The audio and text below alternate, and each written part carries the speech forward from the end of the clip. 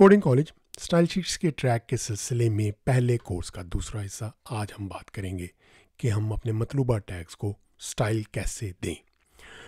पिछली मरतबा हमने एक HTML डॉक्यूमेंट में स्टाइल्स को शामिल करने के बारे में बात की थी और उसमें हमने 3 तरीके देखे थे, इनलाइन, इन डॉक्यूमेंट और एक्सटर्नल, और हमने उनके प्रोज एंड कॉन्स पे बात की थी और हमने एक स्पेसिफिटी का प्रॉब्लम देखा था कि एक्सटर्नल, इंटरनल और इनलाइन 3 जगहों पर 3 रूल मतजाद बातें कर रहे थे। कोई कह रहा था नीला कर दो, कोई कह रहा था लाल कर दो, कोई कह रहा था हरा कर दो, और हमने कहा था कि हम सिर्फ प्रॉब्लम नोट करेंगे, हम सोल्यूशन पे नहीं, हम इस बात पे गौर नहीं करेंगे ये हो कैसे रहा है, सिर्फ तवज्जो दिलाना था।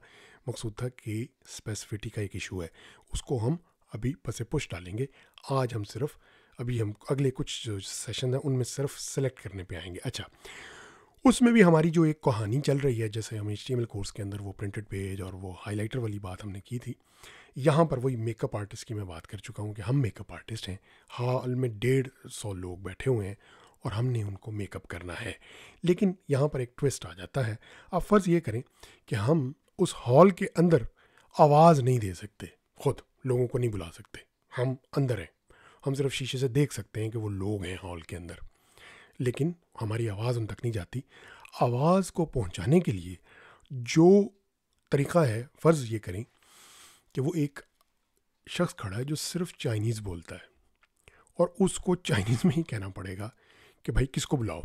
तो ज़ाहिर है अब हमें चाइनीज़ सीखनी पड़ेगी कि यार ऐसे लड़कों को बुलाओ जिनके फॉर एग्ज़ाम्पल हाइट जो है वो कम से कम इतनी हो या थोड़े सांवले हों। ज़ाहिर है वो फिल्म की कोई शूटिंग है उसके हिसाब से, तो वो जो लैंग्वेज है ना, वो उसको उसमें लैंग्वेज में समझाएंगे तो फिर वो उनको लड़कों को या लड़कियों को या जो भी हैं उनको बुलाएगा, उसके हिसाब से फिर हम स्टाइलिंग करेंगे। तो यहाँ जो है ना, यहाँ भी यही इशू है कि जो टैग्स हमने एक डॉक्यूमेंट के अंदर सेलेक्ट करने हैं ना, वो एक मिनी लैंग्वेज है और वो लैंग्वेज हमने अगले कुछ सेशन में मास्टर करनी है as part of this foundation. ये हमने अपनी जो फाउंडेशन या बुनियाद है ना वो मजबूत करनी है और ये एक मिनी लैंग्वेज सीखनी है। उस मिनी लैंग्वेज का थोड़ा सा मैं आपको एक ब्रॉड ओवरव्यू अगर दूं तो उसके 3 लॉजिकल चंक्स बनते हैं। एक ये है कि उसके अंदर कुछ बुनियादी तरीक़े हैं सेलेक्ट करने के, यूँ समझ लें कि बेसिक लफ्ज़ हैं, ठीक है, चाइनीज़ के उसमें कर लें। उसके बाद दूसरा ये है कि HTML डॉक्यूमेंट जो है ना वो एक ट्री की तरह होता है, यानी HTML डॉक्यूमेंट के अंदर वो हम देखें ना कि हेड का टैग है, बॉडी का टैग है, तो आप उसकी शाखें समझ सकते हैं उसको, और बॉडी के अंदर आगे पैराग्राफ होता है तो वो उसकी शाख हो गई। तो वो जो कॉम्बिनेटर्स कुछ ऐसे होते हैं जो HTML टैग की उस ट्री के अंदर पोजीशन के हिसाब से सेलेक्ट करते हैं, वो दूसरा एस्पेक्ट है, उसको भी हम देखेंगे। और तीसरा जो है वो सूडो क्लासेस से मुतल्लिक है और ये सबसे लार्जेस्ट सेक्शन है, तो इसको भी हम देखेंगे। जब हम क्लासेस को समझ लेंगे तो फिर हम सूडो क्लासेस को भी फिर उस वक्त डिस्कस करेंगे। तो किस्सा मुख्तसर ये कि हमारी स्टोरी में हम हॉल के अंदर देख तो सब सकते हैं, लेकिन किसी को बुलवाने के लिए कि यार सिर्फ लड़के भेजो ज़रा 15 से 18 के, या सिर्फ जो बुज़ुर्ग हैं 60 साल या इससे ऊपर, ज़ाहिर फिल्म की कोई रिक्वायरमेंट है, उसके हिसाब से हमने लोगों को तैयार करना है, एक स्टोरी चल रही ना हमारी, तो उसमें फिर हम वो उसको ख़ुद तो बुला नहीं सकते, तो हमें चाइनीज़ बोलनी पड़ेगी, तो वो चाइनीज़ हम सीखने जा रहे हैं। तो उसमें आज जो है वो बेसिक चाइनीज़ यानी बुनियादी तरीक़े जो हैं वो हम सीखेंगे। ब्राउज़र को बताएंगे कि भाई हम ये वाली जो है ना सेलेक्ट करना चाहते हैं, वो हमें सेलेक्ट करके देगा। तो इसमें सिर्फ एक टर्म मैं इंट्रोड्यूस करता जाऊँ कि क्योंकि ये टैग सेलेक्ट किए जा रहे होते हैं, तो जो लफ्ज़ हम बोल रहे होते हैं ना इस मिनी लैंग्वेज के, उनको सिलेक्टर कहते हैं। यानी जैसे उर्दू में या चाइनीज़ में तो जुमला कहते हैं ना, सेंटेंस, यार वो जो 50 या 60 साल के ऊपर के लोग हैं उनको बुलाओ, ये जुमला हो गया।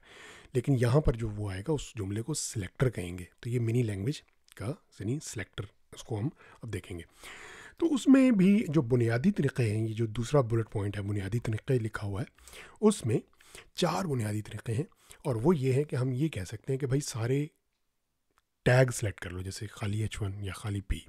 और दूसरा ये है कि हमने देखा था कि HTML के अंदर क्लास और ID के 2 ग्लोबल एट्रीब्यूट होते हैं, वो किसी भी टैग पे आ सकते हैं। तो हम ये भी कह सकते हैं कि नहीं, सारे वो टैग जिनका ये क्लास ये सेट है, जैसे क्लास इक्वल टू हेडिंग या इस तरह से, या जिनकी ID इक्वल टू न्यू कुछ भी, यानी वो ID के हिसाब से सेलेक्ट कर सकते हैं। ये तीसरा तरीका हो गया। चौथा ये कि एट्रीब्यूट, यानी कि ख़ास एट्रीब्यूट की कोई ख़ास वैल्यू हो तो उसके ऊपर, वो भी हम देखेंगे। ये चौथा तरीका है। और ये जो एट्रीब्यूट्स का तरीका है ये थोड़ा सा डिटेल्ड है, तो इसको ज़रा मज़ीद आगे चल के भी देखेंगे। और फिर पांचवा ये कि इन सब का कॉम्बिनेशन। तो ये इन इट सेल्फ जो बुनियादी तरीक़े भी हैं ये भी काफ़ी ज़्यादा हैं, तो इनको हम आराम से देखेंगे। और आज जो है इसको कवर करेंगे, कोशिश करेंगे कि जितना होता हो जाए। उसके बाद एक शायद हमें और कल का सेशन और करना पड़े। तो चलते हैं हम अपने टेक्स्ट एडिटर की तरफ। और उसमें मेरे पास बहुत सादा सा वेब पेज है। और उसमें क्या है कि मेरे पास ये काफ़ी सारी HTML लिखी हुई है। आउटपुट इसकी इधर नज़र आ रही है। कुछ भी नहीं है असल में, तो 3 पैराग्राफ हैं नीचे से अगर हम देखें, ठीक है। और इन 3 पैराग्राफ में से 2 के ऊपर क्लास लगी हुई है, क्लास इक्वल टू नॉर्मल। और 2 के ऊपर लैंग एट्रीब्यूट है, लेकिन लैंग एट्रीब्यूट जो है उनकी वैल्यू डिफरेंट है। एक इन है और एक और है UR है, उर्दू। और लैंग एट्रीब्यूट हमने HTML के कोर्स में देखा था कि ये टैग के कंटेंट को की लैंग्वेज ज़ाहिर करने के लिए इस्तेमाल होता है, ऑप्शनल टैग है। तो मैंने यहाँ दिया हुआ है। और ये हमारी पैराग्राफ्स की कहानी ख़त्म हो गई। उसके बाद हमारे पास हेडिंग्स जो है ना, वो हेडिंग 1 है, हेडिंग 2 है, और हेडिंग 2 जो है वो 2 है। सब हेडिंग्स के ऊपर जो क्लास एट्रीब्यूट है वो सेम है, हेडिंग हेडिंग हेडिंग, लेकिन ID डिफरेंट है तीनों की। ID के बारे में हमने बात की थी। ये ग्लोबल एट्रीब्यूट है, किसी भी टैग पर आ सकता है, लेकिन इसकी शर्त ये है कि क्लास इक्वल टू हेडिंग, तो ये देखें 3 दफ़ा हो गया, लेकिन ID हर टैग की यूनिक होनी चाहिए। और इसमें से सिर्फ एक टैग जो है वो ऐसा है जिसमें उर्दू हमने एक एट्रीब्यूट भी दिया हुआ है, ठीक है। दाखिले जारी हैं, तो ये important announcement about our course और दाखिले जारी हैं, ये एक हमने बनाया हुआ है। अच्छा, अब इसके अंदर यहाँ पर ये हम जो है इसको स्टाइल करने के लिए हमने स्टाइल शीट पहले इंक्लूड की हुई है और उसमें कुछ है नहीं। तो अब हम ज़रा बिल्कुल शुरू से चलेंगे और सिंटैक्स की पहले चीज़ें देखेंगे, फिर सिलेक्शन पर आएंगे। अच्छा, सिंटैक्स में सबसे पहले मैं कमेंट्स को सबसे आगे कर दूं। कमेंट्स क्या होते हैं? प्रोग्रामर्स के लिए नोट्स होते हैं, और वो जो भी प्रोग्राम उनको प्रोसेस करता है वो उसको इग्नोर करता है। तो उसके लिए हमने HTML में भी कमेंट्स देखे थे। स्टाइल शीट्स में कमेंट्स ऐसे होते हैं कि / और स्टैटिक, और उसके बाद आप अपना नोट लिखते हैं, ठीक है। नोट अबाउट सिलेक्टर्स, ठीक है। उसके बाद उल्टे ऑर्डर में स्टैटिक और स्लैश से ये कमेंट हो जाता है। इसका शॉर्टकट ये है कि आप किसी भी टेक्स्ट को सिलेक्ट करें स्टाइल शीट्स में और कंट्रोल और / दबाएं, तो वो कमेंट आउट हो जाएगा। अगर दोबारा दबाएंगे तो वो कमेंट आउट, मतलब वो जो है वो कमेंट्स रिमूव हो जाएंगे, एक्टिव हो जाएंगे, ठीक है। अच्छा, इसकी मिसाल ऐसे देख लेते हैं। ये देखें, ये इसको मैंने ऐसे कर दिया तो गायब हो गया, ऐसे हो गया तो वो आ गया। अच्छा, अब आ जाते हैं स्टाइलिंग के ऊपर। अब स्टाइलिंग के अंदर हम वही गाड़ियों वाली हमने 2 कहानियाँ रखी हुई हैं। एक वो गैराज वाली रखी हुई है और एक हमने ब्यूटी पार्लर वाली रखी हुई है। गैराज वाली क्या है, क्या जो वर्कशॉप वाली है कि हमारे पास 100-150 गाड़ियाँ हैं और हम सिर्फ डेंटिंग पेंटिंग का काम करते हैं। और दूसरी ब्यूटी पार्लर वाली कहानी है। तो उसमें ये है कि बुनियादी तौर पे अगर आप गाड़ी को किसी को पेंट करने लगेंगे या डेकोरेट करने लगेंगे तो यही होगा ना कि भाई इसके कलर ऐसे कर दो, इसके रिम ऐसे लगा दो, ठीक हो गया, टायर ये वाले लगा दो, रिमों का कलर ये कर दो, जो डिस्क ब्रेकें वो नज़र आ रही होती हैं उनका कलर ये कर दो। तो ये जो है ना मतलब प्रॉपर्टीज़ बनेंगी। तो उसमें वो इस तरह लिखी जाती हैं कि पहले आता है उसका नाम, जैसे गाड़ी का रंग है तो मैं कहता हूँ कलर। कलर के बाद प्रॉपर्टी, नाम के बाद हमेशा कॉलन आता है, ठीक है। उसके बाद हमेशा वैल्यू आती है जैसे कि रेड, और उसके बाद हमेशा सेमीकोलन आता है। और ये एक से ज़्यादा भी हो सकती हैं। तो जैसे कि अगर हम बॉर्डर करना चाहें तो बॉर्डर के बाद हमेशा कॉलन और फिर वैल्यू, ठीक है। ये बॉर्डर वगैरह हम अलग डिटेल में देखेंगे, पूरा इसका एक कोर्स है। तो 1px solid blue for example, और फिर सेमीकोलन, ये आ गया। अभी ये ठीक नहीं है। अब ये चूँकि देखें ये चीज़ है ना कि एक गाड़ी के ऊपर आपने काम करना है, या ब्यूटी पार्लर वाले में अगर को आपके पास कोई एक 1 बाय 1 ही करेंगे ना मेकअप, तो उस गाड़ी के ऊपर क्या क्या करना है कि भाई इसके कलर को यूँ करना है, शीशे यूँ करना है, यूँ करना है। तो वो इन सारी चीज़ों को पूरा एक बैच में करेंगे ना। ये तो नहीं करेंगे इसको लाल कर दिया फिर थोड़ी बहुत उस गाड़ी के पास चले गए, उसको नीला कर दिया, इस तरह कर दिया। तो आप अपना एक पूरा पैलेट तैयार करेंगे, जैसे वो पेंटर अपनी एक वो प्लेट होती है ना, पेंट्स वो कर लेते हैं, फिर वो ब्रश से पेंट करते रहते हैं। तो उसी तरह इनको ग्रुप करने के लिए हम ये इस्तेमाल करते हैं कि ये ऐसे हो गया, ठीक है। तो ये हमेशा इस तरह से आता है। अभी भी ये वैलिड नहीं है। वैलिड क्यों नहीं है? क्योंकि भाई ये हमने तो प्लेट तो तैयार कर ली, जो हमने अपना टूल बॉक्स बना लिया, हमने कहा भाई ये लाल करेंगे, इसको नीला करेंगे, ये स्प्रे पेंट भी उठा लिया, ये स्टिकर भी उठा लिया गाड़ी को डेकोरेट करने के लिए, मगर कौन सी गाड़ी को करना है वो इम्पोर्टेंट बात है ना। तो उसके लिए फॉर एग्जांपल वो फिर आपको गाड़ी बतानी पड़ती है। तो यहाँ पर मैं कह सकता हूँ भाई करोला को करना है, ठीक है। तो करोला तो हमारे पास है नहीं, हमारे पास तो टैग्स है ना यहाँ पर। तो टैग्स जो है वो हमने कहा जी H1 को करना है। अब वो उसको मान रहा है और उसका नतीजा भी दिखा रहा है कि H1 जो है ये आ गई, और इसके साथ ही हमारा बुनियादी बेसिक जो तरीक़ा है वो भी एक्सप्लेन हो गया कि आप टैग्स से के साथ कर सकते हैं। तो इसको अगर मैं H2 कर दूं तो ये H2 जो है वो हो गया। अच्छा, और एक मिनट मुझे ये देखना पड़ेगा। अच्छा हाँ, H2 हमारे पास असल में क्यों दो हो रहे हैं? क्योंकि आपके पास हेडिंग जो है वो दो है ना, इस वजह से ये दो हो गई। ये H1 सिर्फ एक थी तो वो हो गई। तो ये आप इसी तरह P कर सकते हैं। अगर आप P करेंगे तो आपके पास पैराग्राफ 3 है, तो 3 के 3 पैराग्राफ हो गए, यानी हम बाय टैग सेलेक्ट कर रहे हैं। दूसरा तरीका जो है वो बाय क्लास है। जैसे कि अच्छा, इसमें एक चीज़ मैं थोड़ी सी वाज़ेह कर दूं कि फ़र्ज़ करें कि आप H1 कर रहे हैं, ठीक है, इनको ये कर रहे हैं, लेकिन आप H2 को भी यही करना चाहते हैं, ठीक है। H2 हमारे पास दो है ना, ये वाली H2 है, ये वाली H2 है। तो इसका क्या तरीका होगा?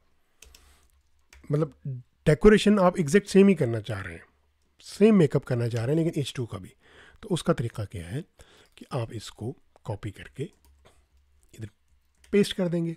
तो अब आप देखेंगे तो तीनों पर वही का वही आ गया है स्टाइल, क्योंकि हमने कहा है H1 को भी ये कर दो, H2 को भी ये कर दो। लेकिन इसका एक शॉर्टकट भी है, और वो शॉर्टकट मैं आपको बताता हूँ। मसला ये है कि अगर ज़्यादा टैग होते, H5 का भी ऐसे करना होता, H6 का भी ऐसे करना होता, तो ये आपको बार बार कॉपी पेस्ट करना पड़ेगा। और ये प्रॉब्लम क्या आएगा कि जब आपको चेंज करनी है लुक एंड फील, तो वो सारी जगह चेंज करना पड़ेगा। तो उसका तरीका ये है कि आप कॉमा, ये क्या चीज़ है? ये सिलेक्टर है ना, असल तो ये सिलेक्ट कर रहा है ना कि भाई क्या किसको स्टाइल करनी है। कह रहा है भाई H1 को करो, ये कह रहा है H2 को करो। तो लेकिन स्टाइल डिटो वही है, उसी तरह का मेकअप, एक ही तरह का मेकअप करना है दोनों का। तो फिर ऐसा सी सूरत हाल में हम ये कह देते होते हैं कि कॉमा लगा के हम कहते हैं H1 और H2 दोनों, और ये वाला जो डुप्लीकेट है ना, इसको मैं कमेंट आउट कर रहा हूँ। तो ये मैंने कमेंट आउट कर दिया। तो अब ये इम्पैक्ट वही है, रिजल्ट वही है, सिर्फ लिखने का तरीका मुख्तलिफ है। ठीक हो गया? तो ये एक चीज़ आपके जहन में रहे। उसके बाद हमने क्या कहा कि ये टैग्स के साथ हो गया। अच्छा, इसमें फिर लास्ट ये जो नेक्स्ट एक्चुअली जो है वो है कि आप क्लास से भी कर सकते हैं। मतलब मैं ये चाह रहा हूँ यही रिज़ल्ट निकलेगा इसका, या ये नॉर्मल की मिसाल ले लेते हैं, डॉट नॉर्मल। ठीक है, पहले डॉट नॉर्मल की ले लेते हैं और फिर मैं वापस आता हूँ। ये क्लास नॉर्मल जिनकी है ना, उनको मैं करना चाह रहा हूँ कि वो इस तरह से नज़र आएँ। तो उसका तरीका सिंटेक्स ये होता है कि आप सबसे पहले लगाते हैं डॉट और उसके बाद क्लास का नाम लिखते हैं। ठीक है, ये जब आप करते हैं तो जिस जिस टैग में क्लास इक्वल टू नॉर्मल होगा वो जो है इस तरह से स्टाइल हो जाएगा। ये क्लास का हो गया।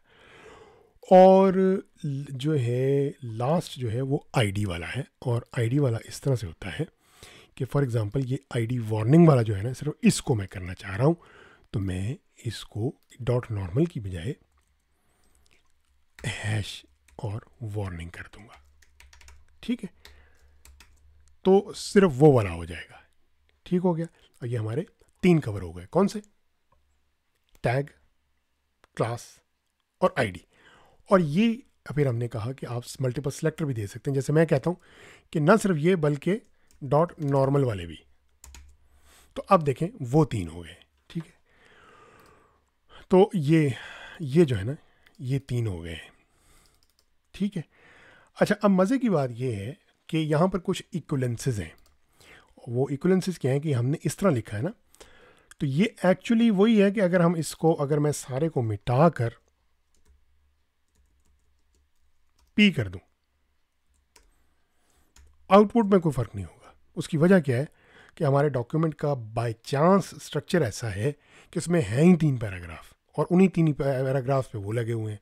तो अगर मैं इसको यूं कर दूं ये स्पेसिफिटी का प्रॉब्लम मैं एड्रेस नहीं करना चाह रहा था, प्रॉब्लम दिखाना चाह रहा हूँ ताकि हमें पता हो कि ये पेन पॉइंट है। अगर मैं इसको डॉट नॉर्मल और वार्निंग कर दूं और इसको कमेंट आउट कर दूं तो रिजल्ट तो वही है, लेकिन इसका मैं कर देता हूं कि ग्रीन और रेड कर देता हूं। ठीक है, अब ये है। अब अगर ये और ये दोनों एक ही कर रहे हैं तो मानी किसकी जाएगी? देखिए किसकी मानी जा रही है। आप ये देख रहे हैं कि बाद वाले की मानी जा रही है। तो अगर हम इसका, यानी आपने सिर्फ प्रॉब्लम अंडरस्टैंड करना है इस टाइम पे कि ये मल्टीपल रूल्स जो हैं ये टारगेट सेम एलिमेंट्स को कर रहे हैं, और अगर मैं इसको ऊपर भी ले जाऊं तो हम देखते हैं कि क्या उसका कोई फ़र्क पड़ता है? फ़र्क नहीं पड़ रहा। यानी ये तो हमारी ये थ्योरी थी ना कि भाई ओहो ये वाले जो हैं ये बाद में आए थे ना, ब्राउज़र ने कहा पहले इसने ये वाले पढ़े कि भाई रेड और ब्लू कर दो, लेकिन बाद में ग्रीन और रेड का पढ़ा तो उसने ये वाली बात मान ली, बाद वाली, तो ये नहीं हो रहा। तो ये, लेकिन ये प्रॉब्लम हम बाद में एड्रेस करेंगे, इसको हम साथ साथ सिर्फ नोट करते रहेंगे। ठीक है, तो आज इसको सिर्फ यहीं रखते हैं। नेक्स्ट सेशन में हम एट्रीब्यूट्स के साथ इसको कंबाइन करेंगे। तो मेरा ख्याल है आज के लिए इतना काफ़ी है। आज का खुलासा सिर्फ यही है कि आप टैग, क्लास और आईडी, ये तीनों की मैंने आपको यहाँ पर मिसालें दे दी हैं, सिर्फ टैग से, सिर्फ आईडी से और सिर्फ क्लास से। तो इसके साथ ही आपके वक्त और तवज्जो का बहुत बहुत शुक्रिया। मिलते हैं अगले सेशन में।